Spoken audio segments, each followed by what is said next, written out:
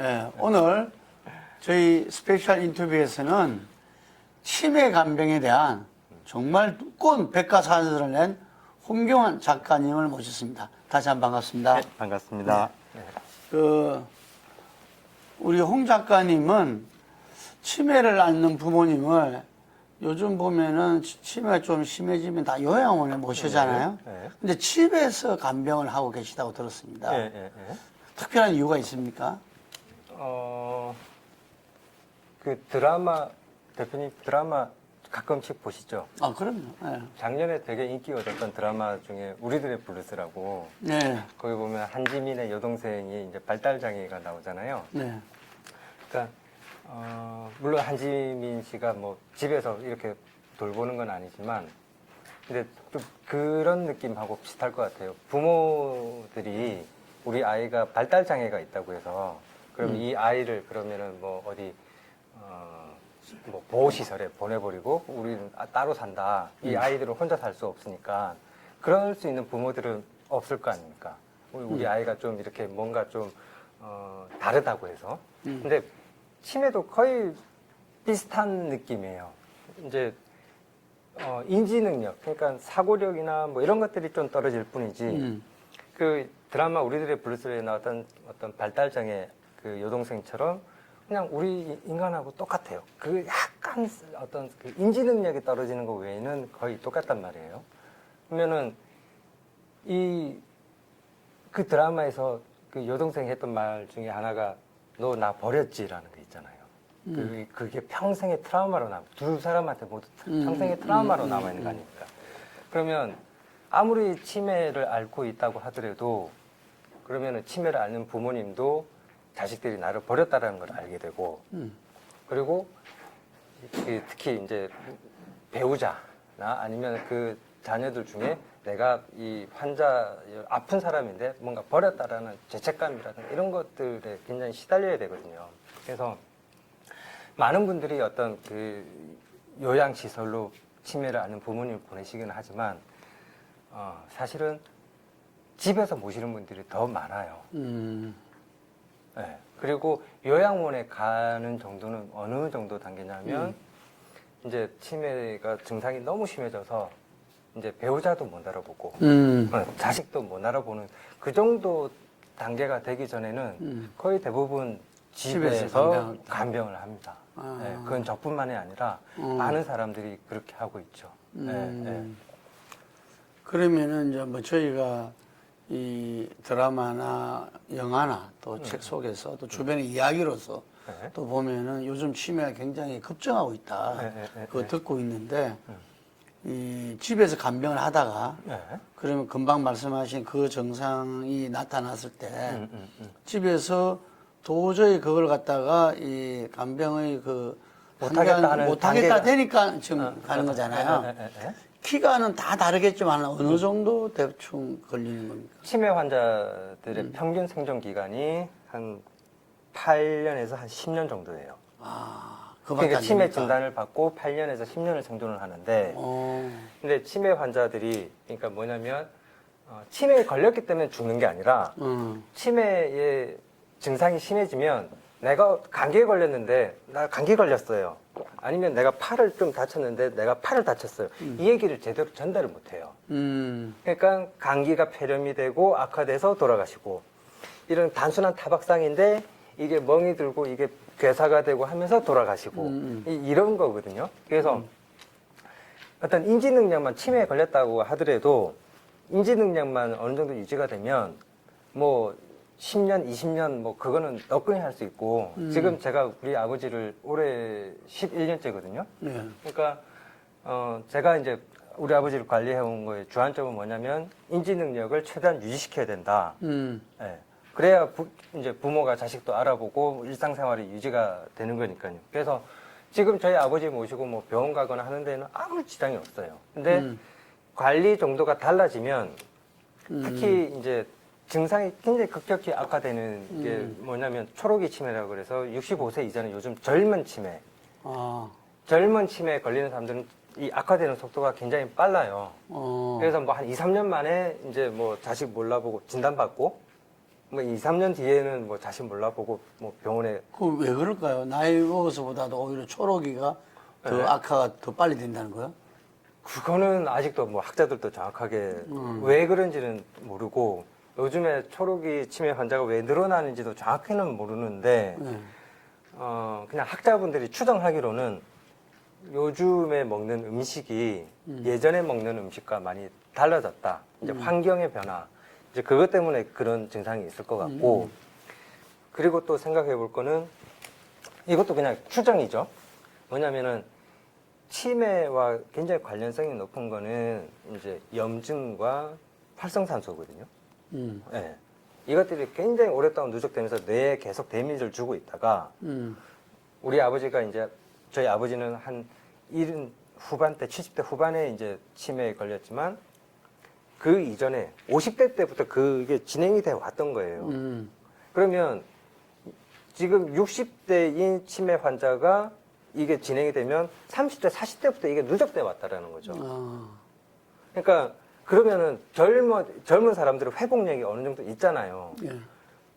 근데 나이 드신 분들은 이제 노화가 되면서 이제 회복력이 떨어지니까 이제 서서히 그 어떤 특정한 그게 아니더라도 치매에 걸리는데 젊은 사람들은 이미 몸이 망가질 만큼 망가져 있으니까 더 이상 회복 단계로 못 접어들고 그냥 급속히 악화된다라고 생각할 수도 있는 거죠. 근데 정확한 거는 아직 누구도 이제 학자분들도 의사들도 생명학자들도 정확하게는 몰라요. 그냥 그렇게 추정할 수 있다라는 거죠. 네. 제가 쑥 하나 물어보겠습니다. 네. 제가 치매에 걸릴 확률은 제가 참고적으로 이야기하면은 네. 이 성인병을 다 앓고 있거든요. 당뇨? 고혈압, 당뇨, 심장. 예. 어마어마한데요. 그런데 코로나 때도 살아남았어요. 기저질환자로서. 감염되고요. 코로나 2번 걸렸죠. 예. 아 진짜요? 근데 백신을 이 정부 시킨 대로 네, 그때 맞아가지고 네, 네. 걸렸을 때도 증상이 그렇게 심하지는 않았어요. 다행이네요, 그나마. 예. 근데 기저질환 있고 당뇨 다 예. 치매의 제일 첫 번째 위험 요소 중에 하나가 당뇨입니다. 아, 그래요? 왜냐하면 혈관을 손상시키거든요. 맞아요. 네. 혈관 손상이죠. 예. 근데 우리나라 당뇨 인구가 지금 어마어마하게 늘어나고 있잖아. 그래서 지금 그게 사실상 제일 큰 문제죠. 당뇨, 그러니까 아까 제가 얘기했다시피 치매의 그 가장 큰 위험 요소 중에 하나가 염증하고 활성산소. 그러면은 당뇨만으로 이게 치매에 걸리는 게 아니라 당뇨로 인해서 염증 수치가 굉장히 올라가거든요. 예. 그리고 그 염증들이 혈관을 손상시켜요. 그러면 어떻게 됐습니까? 그 데미지가 계속 누적이 되겠죠. 예.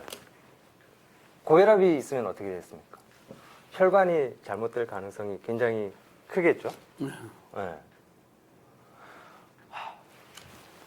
비만 살은 조금 많이 빼셨나요? 많이 빠졌어요. 빠졌는데 코로나 때문에 그 술을 못 먹다 보니까 살이 좀 빠졌는데 요즘 다시 술은 얼마나 드세요? 요즘 술을 조금 먹다 보니까 다시 복부 비만이 지금. 술을 먹으면 네. 비타민 B1이 굉장히 과도하게 소모가 돼요. 그래서 술뿐만 아니라 어떤 설탕, 라면, 떡, 뭐 이런 빵, 이 흰 가루 음식을 많이 드시면 비타민 B1이 과도하게 소모가 되거든요. 왜냐하면 비타민 B1이 이제 에너지 대사를 하는 데 쓰이기 때문에 그러면 우리 뇌도 비타민 B1 부족에 시달려요.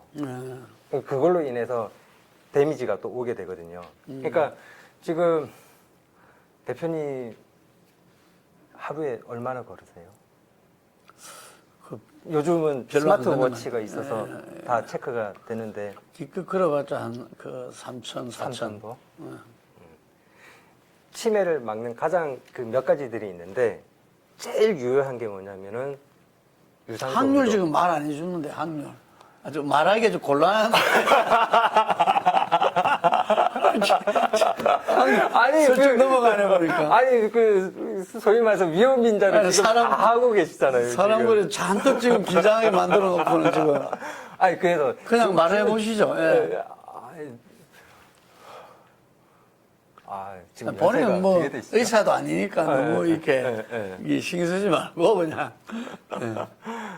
근데 63세. 정말 지금부터 저는 대표님 건강 관리 잘 하셔야 된다고 생각해요. 스트레스도 많이 받으시면 안 되고 화도 내시지 말고요. 항상 인자하게 직원들 앞에서는 그리고 뭐 정치 뉴스 본다고 해서 막몇 졌다고 해 뭐 이렇게 흥분하시지 마시고 그런데 흥분 안 해요. 그리고 뭐 콜라, 사이다 같은 당분 많은 음료 드시지 마시고 제일 좋아요. 그리고 웬만하면 1층에서 엘리베이터 타지 마시고 걸어 올라오시고 그렇게 되면 확률이 확 떨어지거든요. 아마 그 당뇨 계단 엘리베이터만 안 타셔도 당뇨 증상이 상당히 많이 개선이 될 거예요. 근데 이 치매가 유전적인 그 경우는 어때요?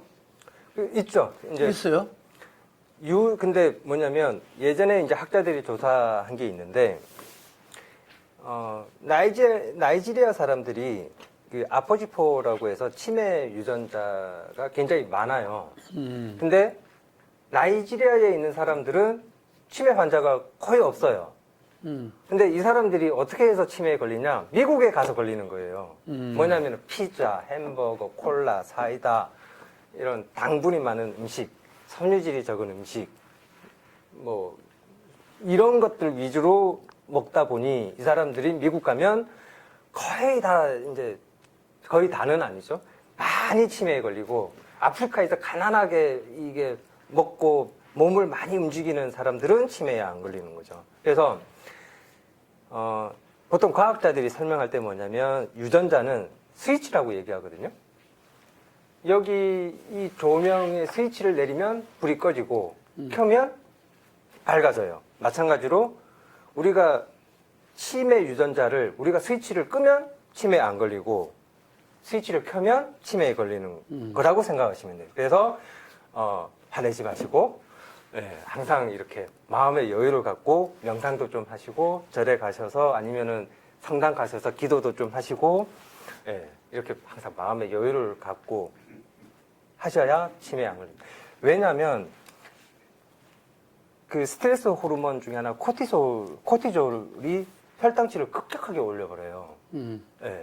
그러면 그게 당분을 먹는 것만큼 굉장히 안 좋아요. 근데 우리가 일시적으로 이 스트레스라는 게 뭐냐면 우리가 예를 들어서 산에 갔는데 늑대와 만났다. 근데 늑대와 이제 싸우다 우리가 피를 흘리잖아요. 그러면 이 피를 먹게 해야 되는 그런 작용이라고 생각을 하면 되는데, 근데 우리가 그런 상처를 입지 않았고 아니면 늑대로부터 도망가지 않아도 되는데 계속 24시간 이 스트레스 호르몬이 나오고 혈당치가 이렇게 계속 오른다고 하면, 그죠?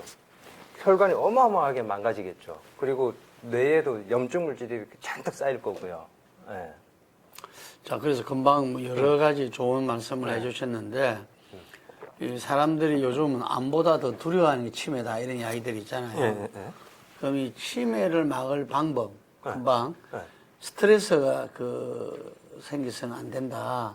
그래서 항상 여유를 갖고 명상을 하고 음식도 좀 이야기를 하셨어요. 당분이 있는 음식, 흰색 가루 음식을 삼가라 뭐 이런 말을 했는데 좀 구체적으로 한번 이 말씀 부탁드립니다. 그러니까 깊이 해야 될 거 아까 제가 말씀드렸고 제일 좋은 음식은 뭐냐면 섬유질이 풍부한 음식. 섬유질이 풍부하다. 그러니까 빵을 먹더라도 그냥 흰 밀가루로 만든 빵이 아니라 통밀가루, 껍질째 가루 낸 통밀. 흰 밥을 먹는 게 아니라 현미. 그리고 과일을 먹을 때 껍질도 같이. 보통 사람들이 포도 먹을 때 껍질은 이렇게 버리잖아요. 사과 껍질을 깎아서 먹잖아요. 근데 이 껍질에 항상 뭐냐면 항산화 물질이 제일 많이 있어요. 그 이유가 뭐냐면 햇볕으로부터 이 농산물들이 자기 자신을 보호하기 위해서 혹은 곤충이 자기를 위해를 가하는 걸로부터 막기 위해서 바이러스, 박테리아로부터 자신을 보호하기 위해서 껍질에 제일 많은 항산화 물질들을 갖고 있거든요. 그래서 껍질을 안 먹는 거는 그 음식을 반도 안 먹는 거예요. 대신 근데 농약 때문에 다들 껍질을 좀 기피하는 거 아닙니까? 제가 농림부 홍보 대사는 아니지만 요즘에는 이 농산물 품질관리원에서 정말 엄격하게 관리를 해요. 잔류 농약이 나오면 그 농산물들은 폐기돼요. 물론 이제 그런 검사를 받지 않고 유통되는 일부 농산물들도 있을 수 있겠으나 요즘에는 농산물 농약 잔류 검사에서 걸리면 농민들이 받는 피해가 페널티가 굉장히 세거든요. 그래서 거의 없다고 보시면 돼요. 그리고 또 하나 이제 제가 이력이 참 특이한데 제가 농사도 지어봤거든요. 그러니까 뭐냐면 80년대, 90년대에는 농약이 아주 맹독성 농약을 요 한 컵에 있다고 생각하시면 돼요. 근데 요즘에는 이 물 한 잔에 그 농약이 한 방울 들어가 있다고 생각하시면 돼요. 그만큼 농도가 약하겠죠. 그러니까 이 농도가 약하면 햇볕이나 비에 의해서 이게 다 분해되고 거의 없어져요. 그러니까 이 요즘 나오는 농약으로 80년대, 70년대처럼 아주 세게 농약을 치려고 하면 농약 값을 농민들이 감당을 못 합니다. 지금은. 지금은 저농약만. 근데 중국에는 그런 환경 규제가 약하죠. 그러니까 중국산 농산물은 아직까지 저도 그거는 안심하고 먹을 수가 없죠. 그거는 수입 농산물 같은 경우에. 예, 예. 물론 그리고 아까 말씀하신 밀가루 같은 경우에는 아주 더운 지방을 배로 실어 와야 되니까 상할 수 있으니까 방부제 같은 게 이제 그렇죠. 운송 과정에서 들어갈 수 있고 또 뭐 올리브 오일 같은 경우에도 뭐 수입해 오려고 하면 저기 말레이시아에서 이렇게 더운 지방 지나와야 되니까 오는 과정에 상할 수 있고 뭐 그런 것들은 많죠. 그래서 제일 좋은 거는 그죠. 우리 그 신토부리 우리 그것도 지산지소라 해서 우리 인근 멀리서 하는 게 아니라 우리가 아주 가까이에서 재배된 농산물, 농수축산물을 소비를 해야 그 신선도가 유지가 되고 예, 품질도 예, 유지가 되고 몸에 좋은 영양소라는 거죠. 그리고 하나 더 덧붙이자면 우리가 어렸을 때 가난해서 먹었던 음식들 있잖아요. 그게 치매에는 정말 좋은 음식이에요. 뭐가 있죠? 예를 들어서 요즘 도다리 쑥국 드셔보셨어요? 예. 저는 요즘 도다리 쑥국은 맛이 없어서 못 먹겠어요. 왜냐면은 그 쑥은 하우스에서 온실에서 재배한 쑥이거든요. 근데 제가 아까 말씀드렸잖아요. 식물은 자외선으로부터 자신을 보호하기 위해서 그런 화학물질을 만들어내잖아요. 그게 파이토케미컬이라고 하는 건데, 근데 온실에서 키우면 자외선 투과가 거의 안 돼요. 우리가 선크림을 왜 바르죠? 자외선을 많이 쬐면 피부암에 걸리니까 선크림을 바르잖아요.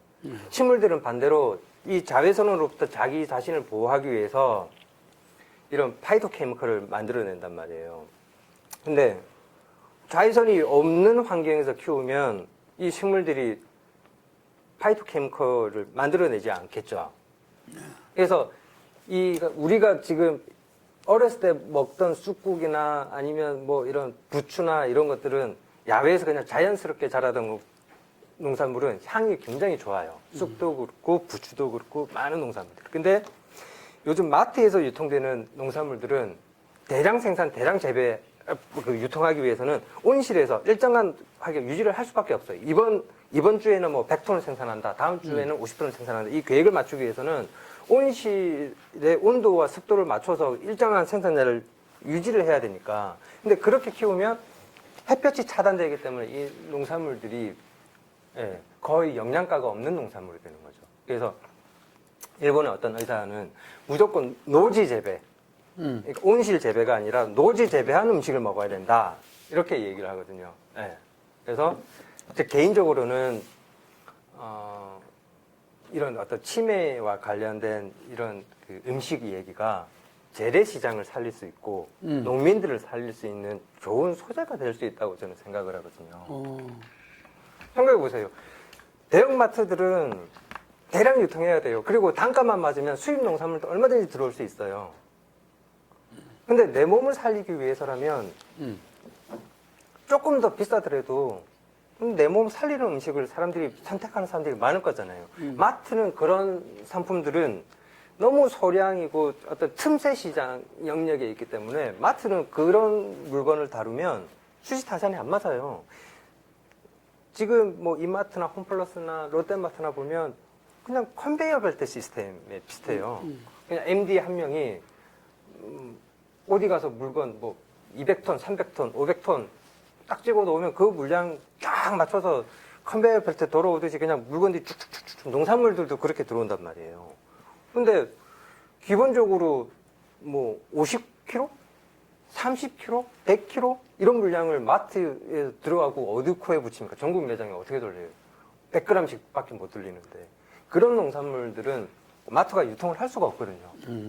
그러니까 어느 코너에 가면 정말 치매에 좋은, 치매뿐만 아니라 암에도 좋은 음식들이에요. 결국 염증하고 활성산소를 없애주는 음식들이기 때문에 그런 음식을 찾는 사람들은 분명히 있어요.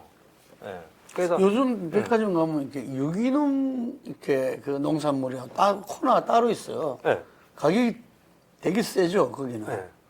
그런 게 좋다는 드시지 겁니까? 마세요. 그건 또 안 좋아요. 안 좋다는 게 아니라 좋은지 안 좋은지는 정확하게 몰라요. 왜냐하면 비싸니까? 아니요. 질소 과잉이라는 말 들어보셨어요? 식물을 키우기 위해서는 질소 성분, 인과 질소가 들어가야 되거든요. 네. 근데 질소가 식물들이 질산염 형태로 이거를 자기가 이거를 보관을 하고 있는데 그게 들어오면 우리 혈관을 망가뜨리고 염증을 일으키고 그렇게 될 수 있어요. 이게 지금 이해가 잘 안 되실 텐데 가끔 가다가 이렇게 차를 타고 시골길을 가는데 배추가 아주 연한 녹색이 아니라 아주 짙다 못해 뭔가 검은 느낌이 들 정도로 배추가 시퍼렇잖아요. 그건 뭐냐면 질소 비료를 엄청나게 뿌렸다는 거예요. 근데 유기농은 화학 비료, 화학 농약을 사용하지 않았다일 뿐이지. 그러면 그 유기농 채소도 그럼 그렇게 뭔가 시커멓게 이렇게 질소 성분을 많이 갖고 있으면 똑같이 그 질산염이 많이 포함되어 있을 거란 말이에요. 그거는 저기 2000 몇 년도였더라? 한국소비자원에서 그 발표한 조사 보고서가 있어요. 보면 유기농뿐만 아니라 그런 농약과 화학비료를 사용하는 그 관행농법 농산물하고 큰 차이가 없고 오히려 일부 농산물에서는 그런 농약과 화학비료를 사용하는 농산물보다 질산염이 더 많더라. 이런 자료도 있거든요. 그러니까 그러니까 유기농이라고 해서 반드시 안심하지 못하는 건 유기농도 뭐냐면 퇴비를 주더라도 적절하게 줘야 되고 두 번째 유기농이라고 하더라도 노지 재배를 해야 돼요. 근데 대부분의 유기농은 뭐냐면 하우스에서 키워요. 왜요? 병균이 침입하지 못하게. 병을 옮기는 벌레들이 들어오지 못하게. 비닐 하우스로 막아서 벌레들이 들어오지 못하고 병균이 침입하지 못하게 막아버리는 거예요. 무식한 질문인데 네. 유기농이 네. 기본적으로 뭐죠? 농약과 화학 비료를 사용하지 않으면 네. 유기농이 됩니다. 그렇잖아요. 네. 네. 네. 근데 질산염은 네. 그러니까 뭐냐면 그러면 바꿔볼게요. 예전에 화학 비료가 없을 때 인간들이 어떻게 농사를 지었을까요? 퇴비로 농사를 지었잖아요. 퇴비로 그렇죠. 네. 거기 들어있는 성분이 질소와 인이에요. 근데 그게 퇴비로만 농사를 지으려니 그게 너무 부족해요. 그래서 공장에서 질소와 인을 대량으로 생산해내는 방법이 만들어진 거죠. 근데 당연히 이제 질소와 인을 대량으로 그 퇴비에는 대량으로 넣지 못한다 뿐이지 퇴비를 아주 이렇게 밭에다 엄청나게 많이 넣으면 그 밭에 질소와 인이 넘치는 거죠. 네. 이게 과다하게. 예, 적절하게 키워야 되는데 그게 아니라 그 맞지 않게 환경에 맞지 않게 키우면 그 농산물은 유기농이라고 해도 우리 몸에 독이 될 수 있다. 근데 소비자가 그걸 어떻게 알아요?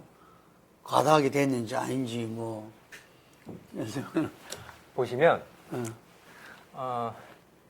대부분 때깔이 좋은 농산물, 우리가 흔히 말하는 때깔이 좋은 농산물들은 대부분 안 좋다고 생각하시면 됩니다. 아, 역설이네요, 그게. 아니, 크고 크게 농산물을 크게 키우려면 생각을 해보십시오. 제가 어렸을 때 70년대, 80년대 사과가 요거 제 주먹보다 작았어요. 그때는. 그리고 배가 주먹보다 조금 더 컸어요. 근데 지금 사과가 이만하죠? 배는 이만하죠? 크기가 제가 어렸을 때보다 엄청나게 커졌어요. 뭐겠어요? 비료를 많이 주거나 퇴비를 많이 주는 거죠. 네. 왜요? 소비자들이 큰 게 때깔이 좋고 좋은 거라고 생각하니까. 근데 실상은 그런 농산물들은 어떤 질산염이 과다 포함되어 있을 가능성도 굉장히 크고, 또 다른 측면에서 보자면 이렇게 큰 농산물들은 밀도가 낮아요. 무르다는 뜻이에요. 무르면 쉽게 상해요. 무르면. 지금 치매 이야기를 하다가 어쨌든 네. 먹는 게 중요하다. 네. 라는 이야기를 강조하다 보니까 네. 지금 이제 농산물에 대한 이야기가 나온 것 같습니다. 자, 그럼 다시 치매 이야기 더 들어가 보자면은 네. 치매 환자 가족으로서 우리나라 치매 정책 평점을 매긴다면 어떻게 줄 수 있을까요? 별 5개 기준으로 해서 저는 별 2개를 주고 싶습니다. 아, 2개? 네. 그럼 낙제점은 아닌 건가요? F는 아니지만 그렇다고 해서 뭐 B 플러스 뭐 그 정도는 그냥 D 플러스 정도? 어떻습니까? 지금 우리가 치매보험은 건강보험에는 지금 적용이 안 되고 있는 거죠? 아니요. 적용되고 있습니까? 대구는 있는데 네. 아마 이 영상을 보시는 분들은 조금 어려울 수 있는데 뭐냐면은 건강보험 수가라는 게 있잖아요. 예. 건강보험 수가가 있는데 이 수가 체계가 굉장히 복잡하고 그리고 뭔가 좀 모순되어 있는 부분들이 많아요. 예를 들면 우리 아버지 이제 그러니까 치매 중간 단계, 그러니까 1부터 5가 있으면 한 3 정도 됐을 때 3 정도 됐을 때 메만틴이라는 약을 먹어야 돼요. 네. 근데 이게 메만틴을 먹어야 되느냐 말아야 되느냐 하려면 검사를 해야 되잖아요. 근데 우리나라의 건강보험공단 그러니까 에서 해놓은 그 검사 방법이 되게 좀 오작동이 많은, 오류가 많은 검사를 해서 그 메만틴이라는 약을 처방할지 말지 결정을 해라, 이렇게 돼 있는 게 있거든요. 근데 그러니까 그 오류가 많으니까 이 실제 우리 부모님이 3인데 아주 양호하게 그냥 1, 2로 나올 수 있단 말이에요. 그럼 그 약을 못 먹어요. 네. 그러면은 의사들은 알고 있죠.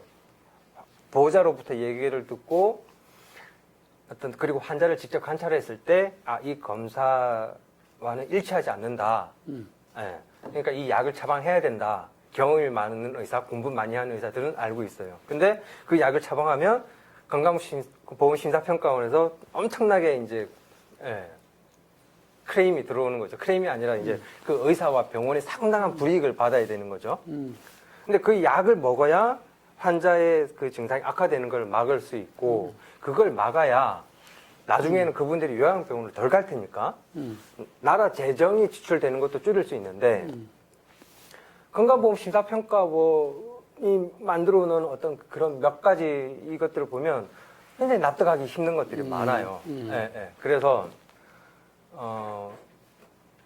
보건복지부가 만들어 놓은 정책도 뭔가 문제점들이 많이 있고, 그리고 건강보험 심사평가원이나 노인장기요양보험 이게 디테일하게 들어가 보면 굉장히 잘못된 것들이 많아요. 돈은 무지하게 많이 나가는데 실제 돈을 쓴 것만큼 우리가 효과를 얻느냐. 예를 들어서 그거예요. 아이폰 14 프로 맥스 200만 원 주고 샀다. 그럼 우리는 200만 원 준 값을 얻고 싶잖아요. 근데 실제 돌아오는 제품은 샤오미 폰이 돌아온다고 그러면은 우리가 납득하기 힘들 거 아닙니까? 근데 이게 그 나라에서는 돈을 많이 쓰는데 돈을 많이 쓴 것만큼 좋은 제품으로 돌아오는 게 아니라 저품질의 어떤 그 서비스 이것들이 돌아오기 때문에 이 부분들은 분명히 고치지 않으면 재정 건강성에도 문제가 생기고 그리고 환자와 가족들이 겪는 고통을 생각할 때 반드시 고쳐야 되는 어떤 점들이라고 저는 생각합니다. 그러면 정책 당국이 어떤 점을 고치고 보완해야 된다고 보십니까? 가장 먼저 해야 될 거는 뭐냐면 진료 수가. 그러니까 제가 의사도 아니고 간호사도 아닌데 그리고 수가가 뭔지도 잘 모르시는 분들도 많을 거예요. 근데 이 진료 수가가 너무 잘못돼 있어요. 수가는 그 국민들이 의료진들이 워낙 문제 제기를 많이 했기 때문에 다들 한 번씩은 들어봤을 겁니다. 수가가 제대로 엉망으로 돼 있다. 수가가 의료진이 이야기하는 너무 낮게 돼 있다는 이야기 아닙니까? 그렇죠. 진료 수가가 너무 낮게 책정이 돼 있고 또 문제점은 뭐냐면 진료 시간을 인정해 주는 게 3분이에요. 근데 그 3분이 뭐냐면 내가 청진기 대고 이거 하는 시간 3분이 아니라 이 환자가 문 밖으로 나가서 차트 작성하고 처방전 작성하고 이 시간까지 다 포함해서 3분이란 말이에요. 그러니까 실질적으로 환자를 볼 수 있는 시간은 30초밖에 없는 거예요. 30초도 채 안 되죠. 어떻게 그렇게 책정될 수가 있죠? 그러니까 정확한 연원을 따져 들어가 보면 이 우리나라 건강보험 제도가 박정희 시대 때 시작이 된 거니까요. 그때 의료진은 적고 의사는 수는 적고 최대한 많은 사람들이 의사와 접촉 면적을 넓힐 수 있게 해야 되니까 이게 마케팅 용어로 치자면 방리담회를 해라. 이렇게 만들어 놓은 게 우리나라 건강보험 제도란 말이에요. 근데 그때는 워낙 의사 수가 적으니까 방리담회를 해서 환자를 많이 보면 의사들이 어느 정도 이윤을 남길 수 있는 구조가 됐는데 지금은 그때와는 다르게 이제 그렇게 의사 수가 적은 것도 아니고 물론 다른 선진국에 비해서는 좀 부족한 것도 있지만 그 정도 수준은 70년대, 60년대 이 정도 수준까지는 아니거든요. 그러니까 다른 그 진료과들은 뭐 산부인과나 뭐 이런 데서는 비보험 진료 과목을 해서 적자를 보전하고 수익을 남기는 거잖아요. 예를 들면 요즘 산부인과에서 그 성기능과 관련한 진료를 굉장히 많이 해요. 그거는 건강보험 필요 없잖아요. 그리고 그 나라에 간섭 받을 필요도 없잖아요. 그리고 내가 진료를 받아서 성기능이 뭔가 이제 개선된 것 같다. 만족감을 느끼면 그 사람들은 계속 갈 거고요. 근데 이번에 제일 크게 문제가 됐던 게 소아청소년과. 거기는 비보험 진료할 게 없어요. 그러니까 이분들은 그 낮은 진료 수가로 방리담회를 해야 되는데 출산율이라도 높으면 애들이 그러니까 방리담회 구조를 해서 애들이라도 많이 오면 그 구조가 유지가 되는데 출산율이 낮아지니 이게 그 구조가 유지가 안 되는 거예요. 예, 저는 이제 많은 사람들이 뭐 수가 뭐 이런 얘기 나오면 의사들이 기득권 뭐 어쩌고저쩌고 여러 얘기가 나오는데 10년 동안 제가 아버지를 모셔보니 진료 수가 문제는 반드시 우리나라가 해결해야 될 문제다. 아이들이 우리의 미래니까 소아청소년과 진료 수가 반드시 해야 되고 치매 환자에 대해서도 옛날에 치매 수가제 도입 논의가 되다가 말았거든요. 그러니까 다른 거는 어쩔 수 없다 하더라도 치매 수가제만이라도 도입을 해서 의사들이 환자를 10분 보고 20분 보고 할 수 있게 해줘야 돼요. 네. 그러지 않으면 치매 환자 조기 진단도 힘들고 보세요. 간단히 생각하는 게 우리가 코로나는 바이러스 검사에서 검출이 되면 진단 확정이에요. 근데 치매 바이러스가 있나요? 없어요. 치매 박테리아 있나요? 없어요. 예.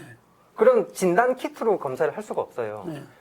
치매는 진단을 하려면 보고 계속 이렇게 대화를 나눠보면서 아, 이 사람이 정상적인 반응을 보이는가, 정상적인 사고를 할 수 있는가, 정상적으로 계산을 할 수 있는가, 이걸 의사가 계속 지켜봐야 돼요. 그것도 경험이 많고 공부를 많이 한 의사가. 근데 30초 봐가지고 어떻게 알 수 있겠습니까? 더 이상 진료를 하게 되면 어찌 되는 겁니까? 아까 3분이라 그랬는데 실제 진료 시간 30초라 이야기했잖아요. 근데 만약에 5분, 10분을 진료를 했다 그러면 어떻게 돼요? 일단 병원이 엄청난 적자에 시달릴 거고요. 그 돈을 수가로서 이제 인정을 안 해주는 거죠. 아는 게 못 받는 거네요. 못 받죠. 아, 그러니까 그 뭐냐면 진짜 저는 그래서 제가 생각하는 것 중에 하나가 어떤 게 있냐면 인구 20만에서 30만 여기서부터 시범적으로 먼저 수가 개선 시범 사업을 한번 해보자. 응. 예를 들어서 제가 의대에 갔는데 환자 진료할 때 체크해야 될 리스트가 10개예요. 우리가 의대에서 배울 때는 그렇게 배웠단 말이에요. 예를 들어서. 근데 병원에 갔더니 그 10개 체크하고 있으면은 막 병원장이 와서 막 뭐라고 야단을 쳐요. 그렇게 하면은 심사평가원에서 어떻게 하는데 너 그따위로 해가지고 어떻게 하죠? 그냥 막 욕을 하고 그런 자괴감을 느끼는 의사들도 되게 많거든요. 그러면 차라리 지방 중소도시 20만에서 30만 정도에 되는 도시에서 인구 서울 경기 하면은 2천만 3천만이니까 안 되고 그럼 20만 30만 되는 도시 대표적인 게 뭐 춘천, 안동, 뭐 그런 목포 뭐 이런 도시들이 있을 거 아닙니까? 그런 데에서는 의사들이 10분 진료하고 20분 진료할 수 있게 한번 풀어줘 보자. 네. 그 인구도 많지 않으니까 돈이 그렇게 막 갑자기 그렇게 늘어나지는 않을 거란 말이에요. 그러면 정말 좋은 의사들이 시골로 내려갈 수도 있고 그러면 지금 시골에서 서울 병원 못 와서 안 다니잖아요. 근데 반대로 그 좋은 의사들이 시골로 내려가면 그 좋은 의사한테 진료받으려고 시골로 내려가는 서울 사람들도 생길 수가 있겠죠. 뭐 개인적인 뭐 상상입니다만은. 예. 근데 어쨌든 수가 문제 그리고요. 수가 문제와 더불어서 정말 개선해야 될 게 치매 관련 인력 양성이에요. 네, 치매 환자가 한 어느 정도 되나요? 정확한 숫자는 저도 외우지 못하는데 지금 거의 100만에 가까운 거의 100만 근사치에 접하고 있습니다. 상당히 지금 이 늘어나는 속도가 좀 빠르다면서요. 그러니까 지금 우리가 고령화 속도도 굉장히 급격하게 고령화가 진행이 되고 있고 또 고령화뿐만 아니라 이제 초록이 치매 환자도 급격히 늘어나고 있기 때문에 아마 몇 년 지나지 않아서 몇 배로 아마 늘어날 겁니다. 오늘 그 이야기 들은 것 중에 초록이 치매. 초록이 65세 이상 젊은 사람들이 그러니까 초록이 치매 하면 말이 어려우니까 그냥 젊은 치매. 네, 젊은 치매. 한 몇 세 정도를 이야기하는 거죠?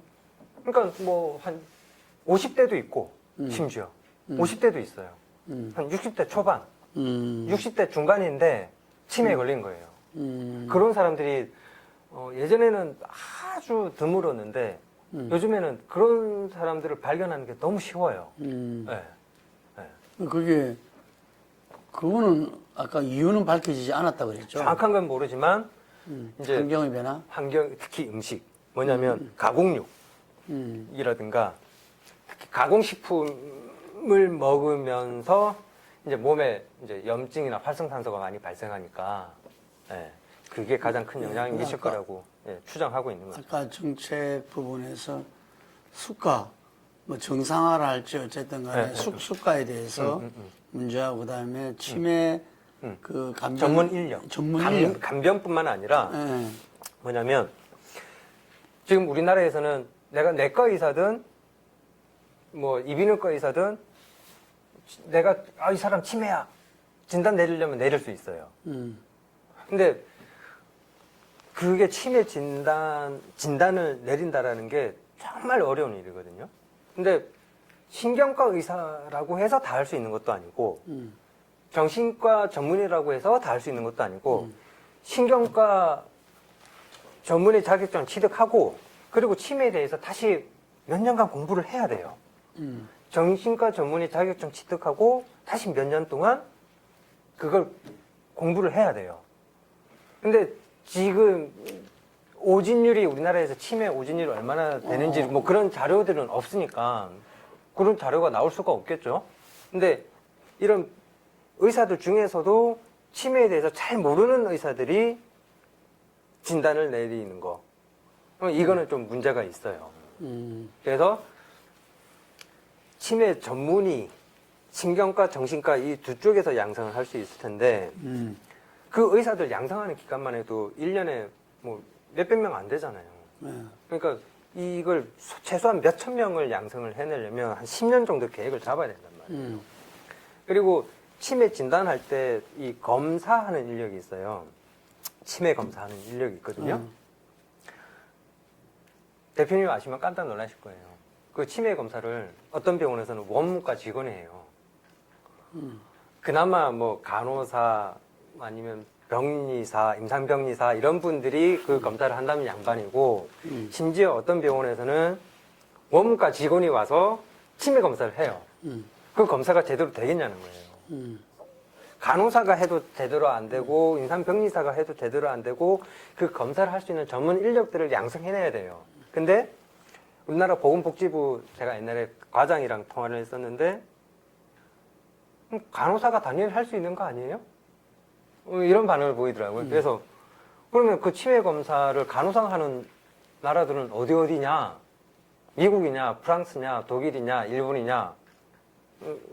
딱 그 질문했더니 대답을 못해요. 그런 거 확인을 안 해본 거죠.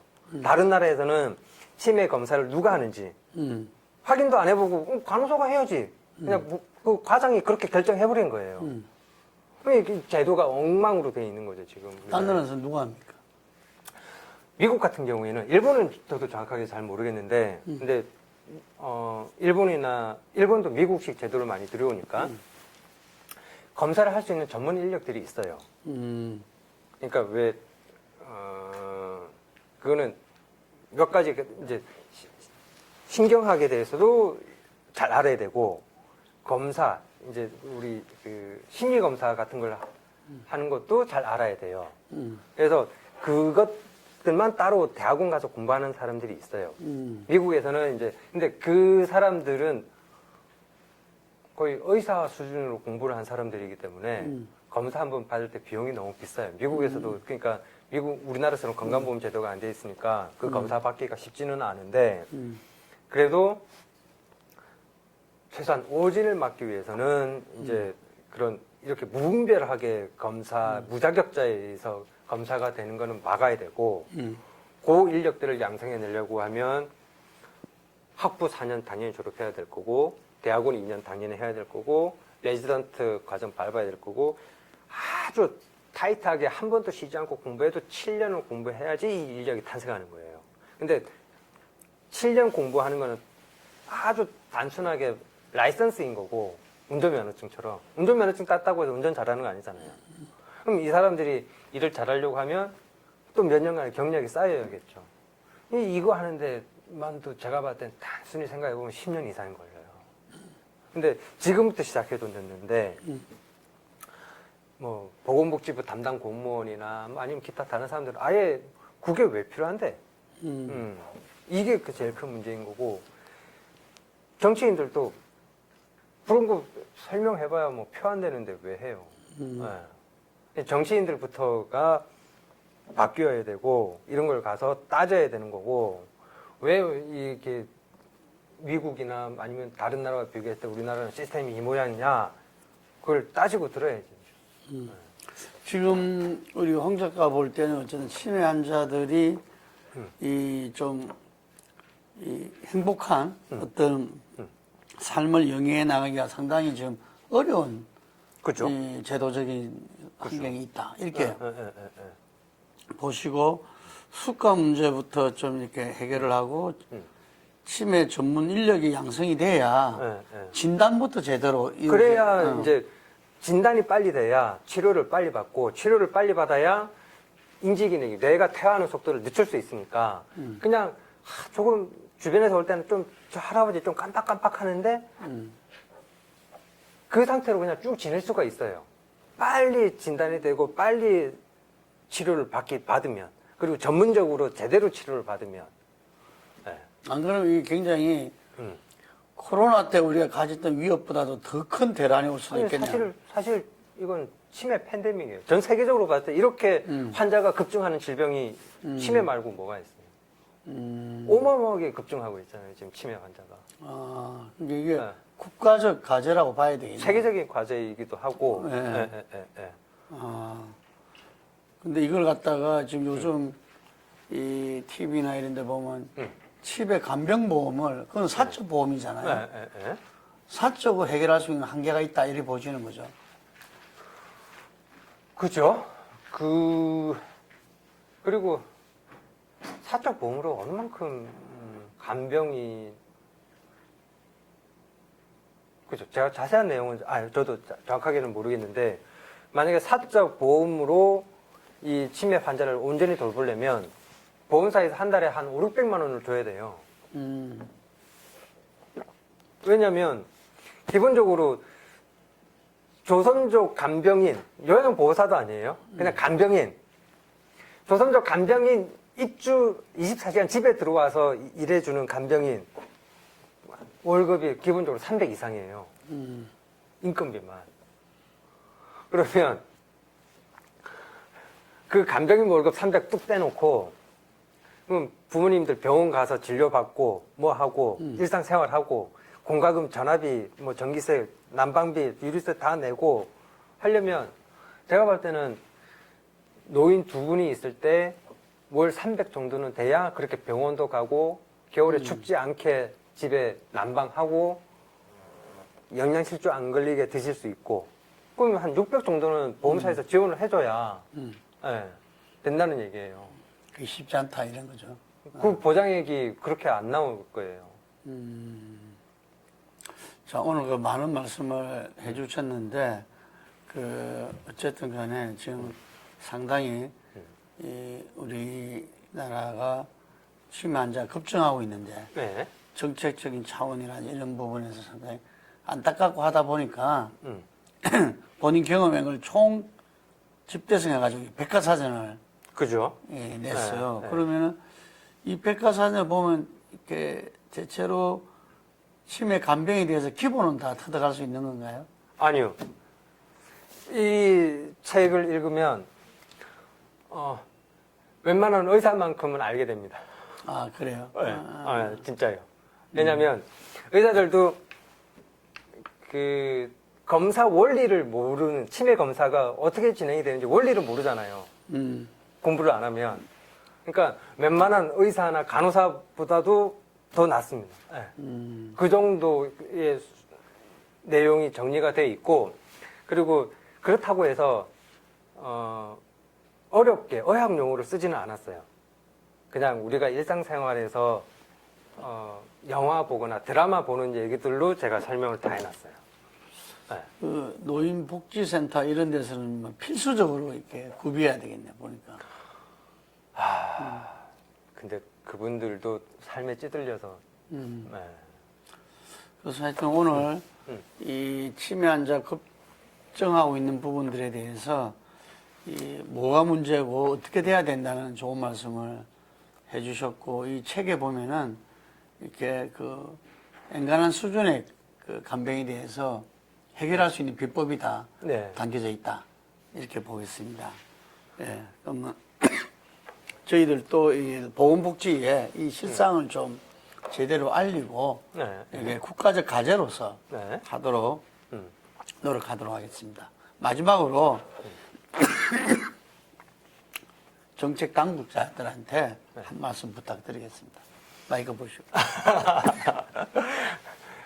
제가 가장 좋아하는 단어 중에 하나가 학철보험이다. 학철부호가 장자에 나오는 얘기인데 뭔가 거대한 큰 걸로 해결할 수 있는 게 아니라 아주 사소한 것, 작은 것 하나로 사람의 생명을 구할 수 있다라는 뜻이거든요. 그래서 뭔가 거대하고 거창한 걸 하려고 하기보다도 아주 작은 것부터 밑바닥부터 낮은 곳에서부터 어떤 문제점이 있는지 현실을 파악하시면 현실적인 정책이 나올 수 있다고 생각합니다. 만약에 그게 뭐 어디 가서 그걸 물어야 될지 잘 모르겠다. 그럼 저를 부르시면 됩니다. 네. 예, 그리고 이 시간에도 고통받고 있는 치매 환자와 가족들한테도 한번 좀 희망의 메시지 부탁드리겠습니다. 저희 아버지가 저희 아버지를 10년 넘게 모시고 있는데 지금도 걸어 다니시고 그리고 저를 알아보시고 아버지 스스로 혼자서 당신 스스로의 힘으로 화장실 가시고 식사하시고 그냥 일상생활을 다 유지하고 있습니다. 여러분의 부모님이 치매 진단을 받아도 저희 아버지처럼 그냥 돌아가시는 날까지 이렇게 일상생활을 유지하면서 할 수 있어요. 아까 대표님하고 얘기 나눴던 건강한 음식을 먹고 열심히 운동하고 그리고 제가 책에서 쓴 몇 가지 팁만 이렇게 그냥 노하우로 터득하시면 얼마든지 저희 아버지처럼 그냥 치매에 걸려도 얼마든지 행복한 노년을 보낼 수 있으니까 너무 절망하실 필요도 없고 걱정하실 필요도 없습니다. 그냥 행복하게 부모님과 함께 지내시기 바랍니다. 감사합니다. 예, 오늘 치매에 대해서 그 환자와 그 간병하는 가족들한테 아마 큰 힘이 됐으리라 보고요. 정책 당국자들도 귀담아 들어주시기 바랍니다. 오늘 여기까지 하겠습니다. 감사합니다. 네, 감사합니다.